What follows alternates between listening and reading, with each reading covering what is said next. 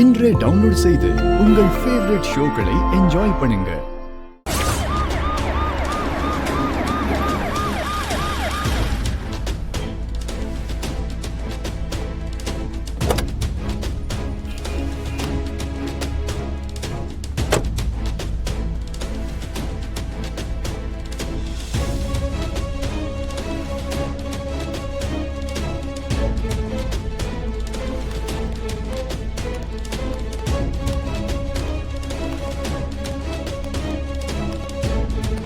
வணக்கம் மேடம். வணக்கம். வணக்கம் மேடம்.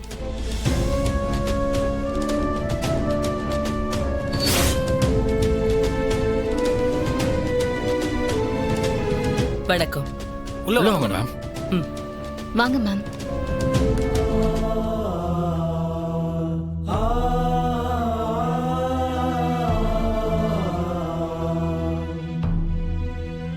இதே சிரிப்புதான், இதே கள்ளங்கபடம் இல்லாத சிரிப்புதான். சூடாமணினாலே இந்த சிரிப்பு தான் எனக்கு ஞாபகம் வரும்.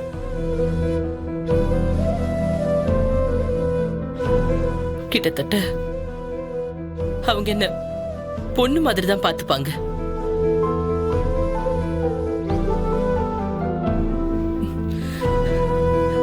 Great lady.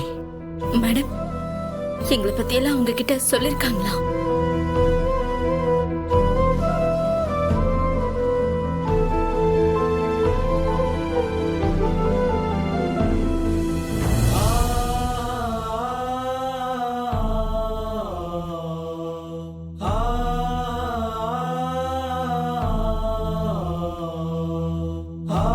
உங்களை பத்தி பேசாத நேரமே இல்லை.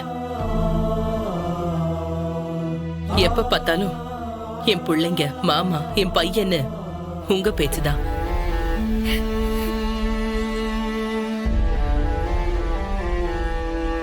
உங்களை பிரிஞ்சிருக்கிற ஒவ்வொரு நொடியும் அவங்க துடிச்சுக்கிட்டே தான் இருந்தாங்க. 20 வருஷமா செய்யாத குத்தத்துக்காக ஜெயில தண்டனை அனுப்பி வச்சு வாழ்க்கையில எந்த ஒரு சுகத்தையுமே பார்க்காமலே போய் சேர்ந்துட்டான். அதே காரணத்துக்கு தான் நான் இங்க வந்தேன். விஷயத்தை கேள்விப்பட்டு முதல்ல ஸ்டேஷனுக்கு போயிட்டு தான் வரேன். மாலத்தி மர்டர் கேஸ் ஃபைல முழுசா பார்த்தேன். யூ நோ ஒன் திங், அந்த ஃபைல்ல எக்கச்சக்கமான ஓட்டைகள் இருக்கு.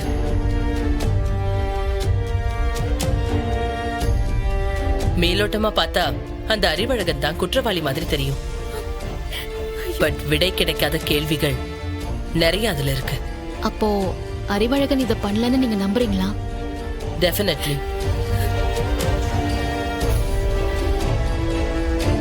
சண்முகம், வேண்டாம். அறிவழகன் மேல நம்பிக்கை இல்லாம இருக்காதீங்க. உங்க அம்மா மாதிரி அறிவழகன் ஒரு அப்பாவிதான். அறிவழகன் மேல நம்பிக்கை வைங்க. அவர்கிட்ட பேசுங்க. அப்பதான் உங்களுக்கு நிறைய விஷயங்கள் புரிய வரும்.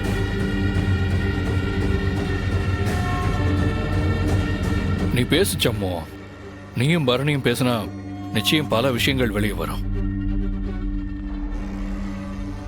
இவ்ளோ நாள் இல்லாம நான் எதுக்காக இப்ப வந்திருக்கேன்னு யாருமே கேட்கலையே.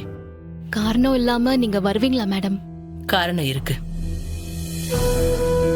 சமீப காலமா எனக்கு அப்பப்போ சூடாமணி குரல் கேட்டுக்கிட்டே இருக்கு. என்ன ஆனாலும் பரவாயில்ல, எல்லா உண்மையும் வெளியே வர நான் என்னால முடிஞ்ச உதவியை செய்வேன். பிள்ளைங்க வாழ்க்கைக்காக தானே சூடாமணி என்னை இங்க அமைச்சிருக்காங்க. என்னால என்ன செய்ய முடியுமோ அதை நான் கண்டிப்பா செய்யறேன். போதுமா? ரொம்ப நன்றி மேடம். சரியான நேரத்தில் அந்த சாமியை பார்த்து உங்களை அனுப்பிச்சுட்ட மாதிரி இருக்கு. எங்களுக்கு இப்பதான் புது தெம்பே வந்த மாதிரி இருக்கு. சாமி அனுப்பல, சூடாமணி அனுப்பி வச்சிருக்காங்க, அவ்வளவுதான். அக்கா, சீனி 1/2 கிலோ பாக்கெட் தான் இருக்கான். அதான் 4 பாக்கெட்டா வெட்டிக்கிளி என்ன கொடுத்து விட்டுச்சு. இந்தாக்கா.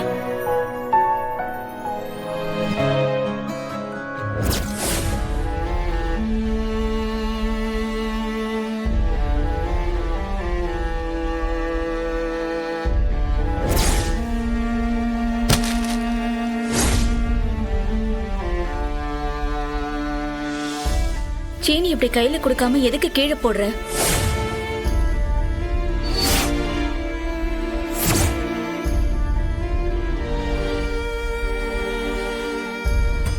சண்முகம், இது யாரு?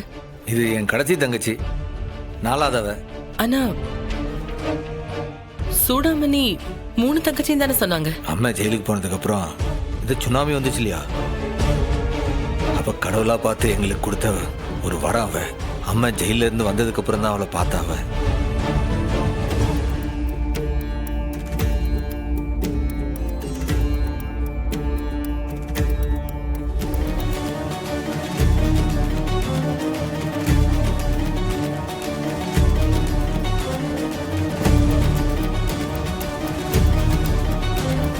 பாரதி மேடம், என் பொண்ணுங்க பாவம் இல்லையா? அதுங்க வாழ்க்கை சீரழிஞ்சு போலாமா? எனக்கு உதவி பண்ண மாட்டீங்களா மேடம்? சூடாமணி, நீங்களா?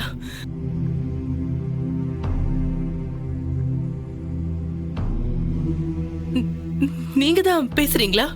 நீங்க தான் காப்பாத்தணும் மேடம். என் பிள்ளைங்களை நீங்க தான் காப்பாத்தணும். காப்பாத்துங்க, காப்பாத்துங்க. சூடாமணி, நீங்களா? நீங்களே தானா? நீங்க எதுக்காக கவலைப்படுறீங்க? எதுக்கு அழறீங்க? எல்லாம் நல்லதே நடக்கும்.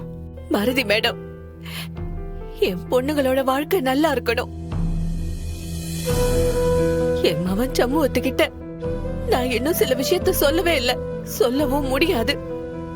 ஆனா என் பொண்ணுங்க வாழ்க்கையும் நல்லா இருக்கணும், நல்லா இருக்கணும். நீங்க தான் காப்பாத்தணும். காப்பாத்துங்க, காப்பாத்துங்க, காப்பாத்துங்க, காப்பாத்துங்க. கனி, கனி, கனி, கனி. ஐயோ, கனி. கனி, மீனா, தண்ணி எடுத்து வா. சீக்கிரம் தண்ணி எடுத்துட்டு வாட்டிங்க. கனி, கனி இங்க பாரு. இப்படிதான் அடிக்கடி அம்மா வருவாவ.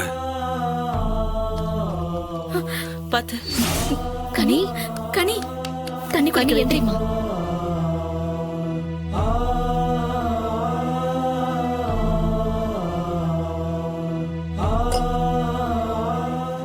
இப்படிதான் அடிக்கடி அம்மா இவ மேல வந்து ஏதோ ஒரு விஷயத்த சொல்லிட்டு போவாவ.